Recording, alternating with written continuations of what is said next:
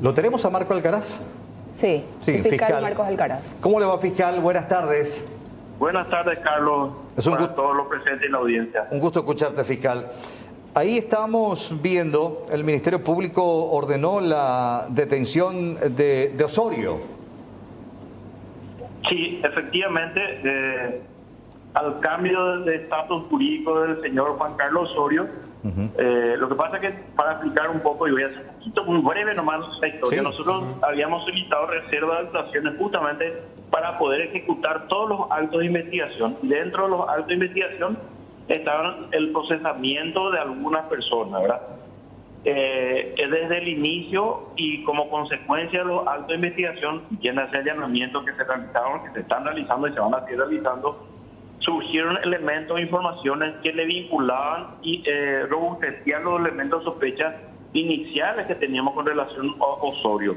Pero primero, la reserva de actuaciones y la necesidad de ser eficiente, nosotros no podíamos recibir esa información. Todo esto cambia el escenario en el transcurso de la mañana al producirse la denuncia del diputado Osorio, y nosotros estamos esperando acá como Ministerio Público que como los otros casos, como el caso de Ulises Quintana, por ejemplo, que estamos esperando que la Cámara de Diputados decida aceptar su renuncia o no, ¿verdad? Pero a diferencia del caso de Quintana, en este caso directamente se le convoca. Entonces, implícitamente, la Cámara de Diputados acepta la renuncia. Eso lo entendimos así, y lo cual nos habilita a nosotros y desaparece el impedimento legal de detención y procesamiento del que goza todo parlamentario. Entonces, ahí nosotros podemos ejercer la persecución penal válidamente, y como consecuencia de eso se produce el decreto de detención que sacan los fiscales actuantes. Se activó un circuito de cerrojo a través de la Comandancia Nacional Migraciones para impedir que el señor Osorio salga del país, ¿verdad? Porque como consecuencia de esa denuncia nos hace presumir a nosotros como Ministerio Público la posibilidad de fuga. Entonces, eso es lo que nos amerita a nosotros el decretamiento de la detención. Doctor, el tuit justamente del Ministerio Público decía que se ordena la detención de Juan Carlos Osorio, que ya estaba siendo investigado. La Fiscalía ya contaba con la información de que aparentemente él era jefe de este organismo narco de envío de droga hasta Río de Janeiro. Bueno, esas son, me parece muy oportuna tu pregunta para poder esclarecer. Hay una situación que se dio de manera concomitante en el tiempo. Nosotros tenemos, en el caso de ultranza, ya tenemos los elementos, tal como dice el tuit institucional, que ya teníamos elementos de sospecha con relación a Osorio. Lo pudimos materializar al desaparecer el estatus de imposibilidad de procesamiento. Eso por un lado. En paralelo, se tuvo acceso, a través de nosotros también, a través de la comunicación, de la denuncia pública que hace el señor Guachiré, y todo un esquema que bien lo mencionaste, ¿verdad? Eso fue objeto de toma de conocimiento por parte de la Secretaría Nacional Antidrogas. El día de ayer ellos se entrevistaron, y en el mediodía la Secretaría Nacional hace una presentación acá a la Fiscalía Adjunta con todo lo que eso implica, todo el esquema y un soporte documental para analizar esa información. En esa porción vamos a trabajar de manera conjunta en el análisis de información con la Secretaría Nacional Antidrogas. En paralelo, ante esta situación, los fiscales actuantes le convocan al señor Guachiré. Creo que mañana a la tarde él va a venir a brindar información, si quiere, siempre y cuando protegiendo su fuente, que nos dé toda la información que él tiene. Una vez de lo que nosotros escuchamos y tuvimos acceso, que todavía no pude revisar toda la documentación que me acaban de presentar, es lo que nosotros escuchamos, tuvimos acceso a través de los compañeros de la prensa, no tiene que ver con el caso ultranza. Es un esquema totalmente aparte, que nosotros queremos valorar. Una vez que tengamos la información, la precisión del señor Guachiré, ahí nosotros podríamos sentarnos y decir, bueno, esto forma parte de un esquema de lavado, este es un esquema de tráfico, o forma parte de un esquema de una flagrancia que se produjo hace un tiempo atrás, o si hay elementos que indiquen algún grado de corrupción dentro del Parlamento. Eso tiene que ser indagado por otra unidad fiscal, que es la de anticorrupción. Eso no nos compete a nosotros, ¿verdad? Pero eso únicamente vamos a poder decir y valorar una vez que tengamos acceso a toda esa información. Sobre el punto, doctor Alcaraz, ¿esto significa que el nombre de Juan Carlos Osorio, por lo menos para el Ministerio Público, la unidad que lucha contra el narcotráfico, recién apareció ahora después de la denuncia pública hecha por Guachiret? ¿Antes no estaba en el escenario, en el espectro investigativo de la Fiscalía? No, es exactamente al revés de lo que yo te acabo de explicar. Por eso, porque no entendimos bien. Una denuncia que se dio de manera concomitante, y al inicio de la entrevista yo mencioné esto, el análisis y los elementos sospecha que nosotros tenemos en contra del señor Osorio se dan dentro del caso Ultranza. La denuncia de Guachiret, no, aparentemente, de lo que nosotros tenemos acceso a información a través de los medios, no tiene que ver claro, con el esquema de lavado. El esquema de Osorio se da dentro de participación en el caso de lavado, sí, no del esquema de tráfico. La información, por lo menos que primariamente tenemos acceso a través del señor Guachiret, habla de un esquema de tráfico directamente, no de un esquema de lavado. Claro. Lo que nosotros tenemos con relación a Osorio es anterior en el tiempo a lo que tiene el señor Guachiret. Claro, justamente por eso la precisión, por eso insistí sobre esa pregunta, doctor, para tratar de entender que son dos escenarios distintos que confluyen. Por un lado, el tema del tráfico anterior, 2019, 2018, y después aparece él, pero ya con el tema de lavado. Sentido. Son dos investigaciones paralelas donde en común está el apellido Osorio.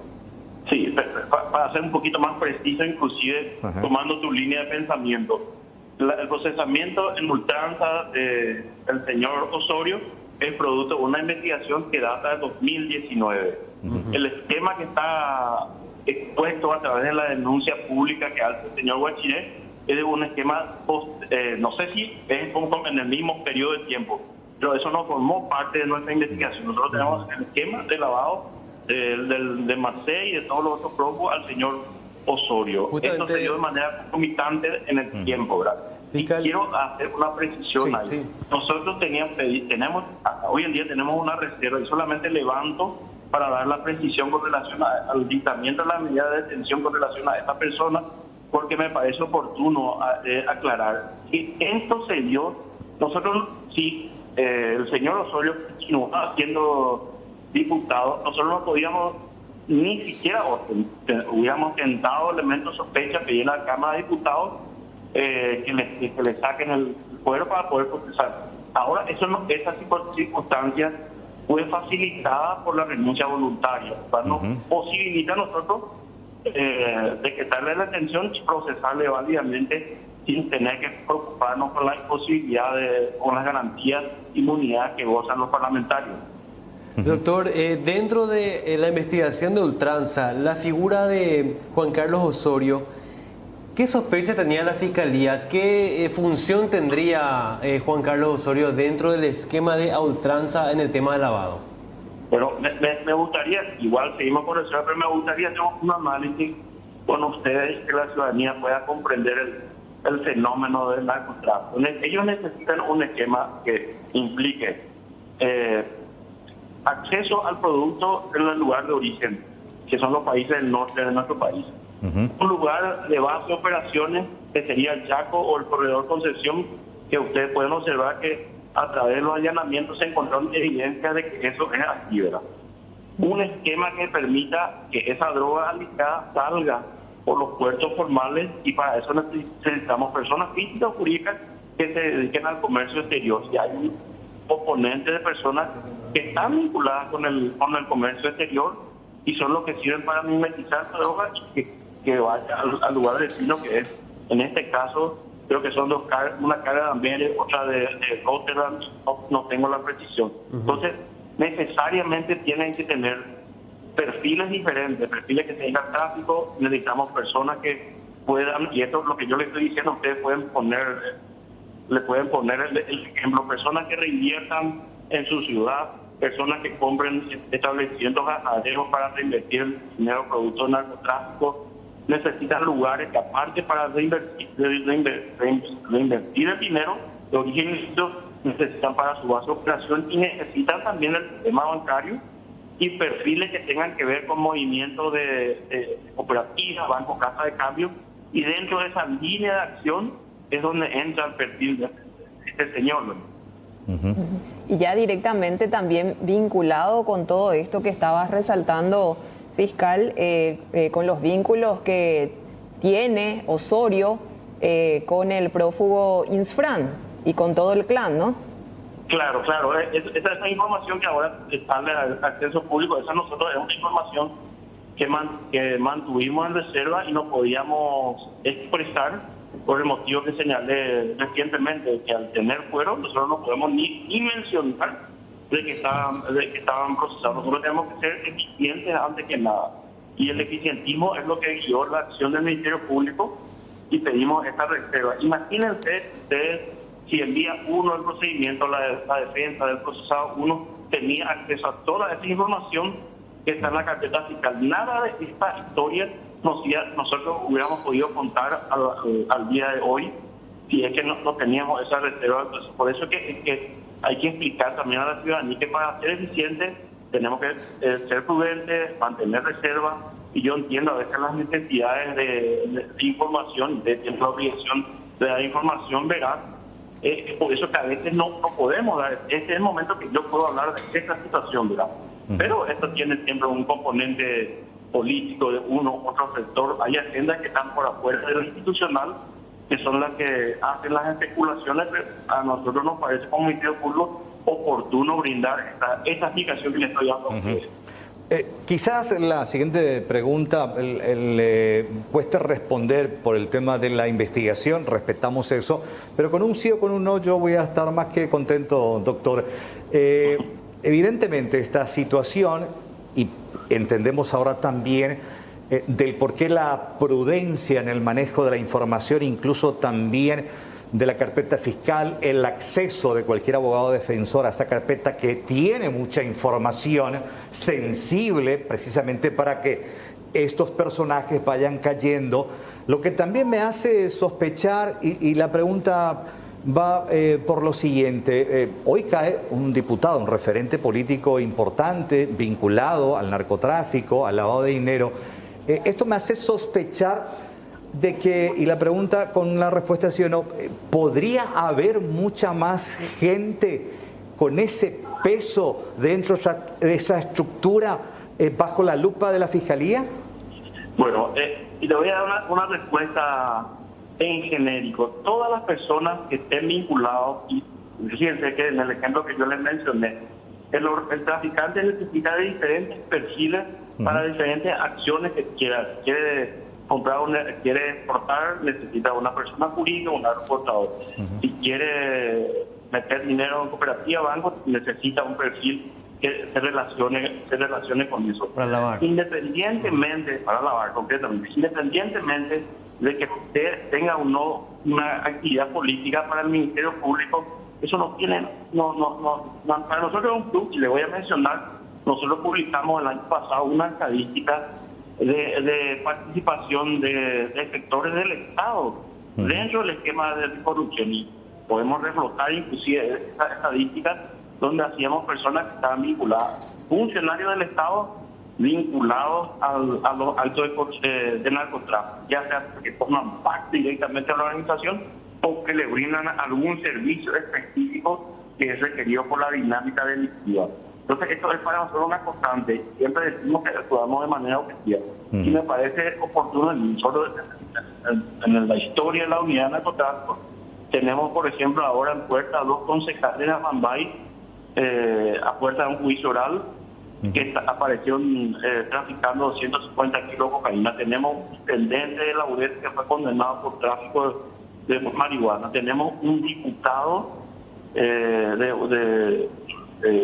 la Nación que está acusado por el Ministerio Público. O sea, la organización criminal necesita de todos los perfiles, ¿verdad? Y en eso entran todas estas personas. No sé si te di la respuesta correcta o la... Elípticamente, sí, un juego de cintura, sí. Por algo tantos años en el Ministerio Público, después a la diplomacia, doctor. Te replanteo la pregunta, ¿hay más peces gordos que van a caer que están bajo la lupa investigativa de la Fiscalía? Sí, nosotros de la información primaria surgieron y fuimos llegando a otros tentáculos, ¿verdad? nosotros tenemos que explorar todavía, y es donde también la parte de la investigación financiera y patrimonial, saber a quién le compró, quién le vendió, a saber de qué banco se dio, si el estudiante no cumplió, si reportó el banco la operación sospechosa, si se tenía información previa. Todo eso es un montón de participantes que pueden tener, y te vuelvo a la respuesta, de perfiles de cualquier perfil puede surgir, ¿verdad? Y la respuesta sí es concreta, sí, claro que sí.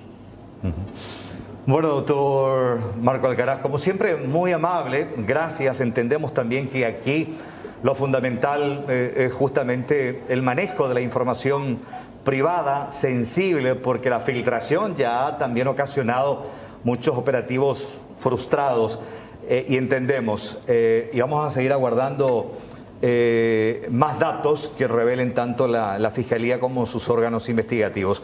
Un fuerte abrazo, doctor Alcaraz. Igualmente, muchas gracias. Para ustedes también. Canal abierto siempre. Gracias, fiscal Marco Alcaraz, sobre este tema. Y finalmente decía, sí, cuando le preguntaba sobre más peces gordos, finalmente decía un sí. Hay muchos tentáculos. Un tema todavía. muy importante, Carlos. Así como nos estaba describiendo el fiscal esta causa en específico, Osorio era parte del esquema logístico que requiere una organización delictiva para lavar el dinero, ya sea en el esquema de envíos, en las reinversiones, en hacer trabajar el dinero para que quede como que es dinero limpio. Aparte de ser parte de este esquema, tendría la denuncia de Guachire, que es aparte, tendría su propia organización narco. O sea, estamos hablando de un pez gordo realmente dentro del crimen organizado, según lo que dice en este momento la Fiscalía. Claro, por un lado el narcotráfico que él manejaba, el tráfico, la producción y tráfico, y por el otro el lavado. Y además tenía fueros, porque era congresista. Impresionante, impresionante.